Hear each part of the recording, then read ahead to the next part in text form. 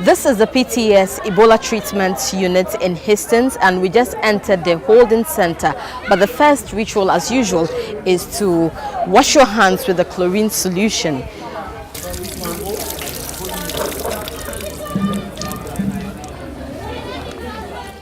Now, on my left is where we have the volunteers and anybody actually going into the wards, dressing up. Amina is a hygienist. Her job, with several others, is to clean the red zone that is where Ebola patients are treated. Is it worth it, the work you do? Are you happy? Yeah. Why? Because I'm doing it with joy. Dressed in the PPE, it is not easy to recognize them. Their names and time of entering the red zone are therefore written on the PPE to be able to identify each health worker and for the patients to relate to whoever is treating them.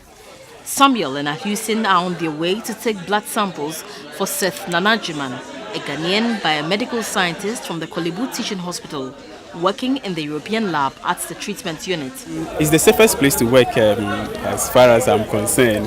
You have the blood samples and yeah. say it's the safest. Yes, what motivates me is when you are afraid, then you are careful. But before we work on the samples, we disinfect the outer part of the sample and we deactivate the virus inside the glove box.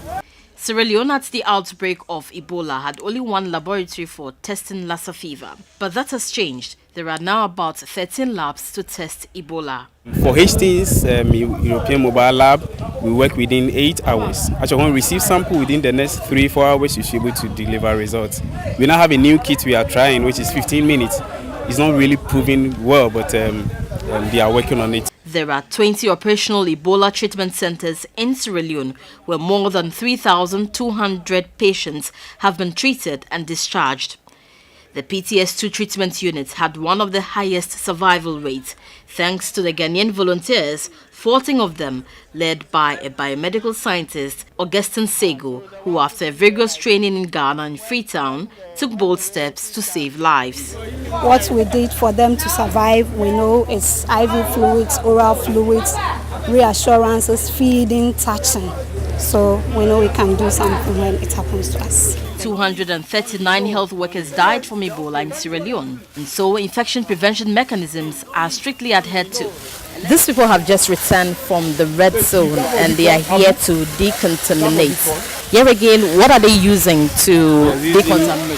0.5% chlorine, which is highly concentrated to quickly kill the virus within seconds. It might look like a very tedious task, but any mistake here will be very, very grave, because the health worker could get infected, he or she could infect his colleagues, and then even infect people in his or her neighborhood. From the Hastings PTS2 Treatment Center, my name is Narkwor Kwabla for TV3 News.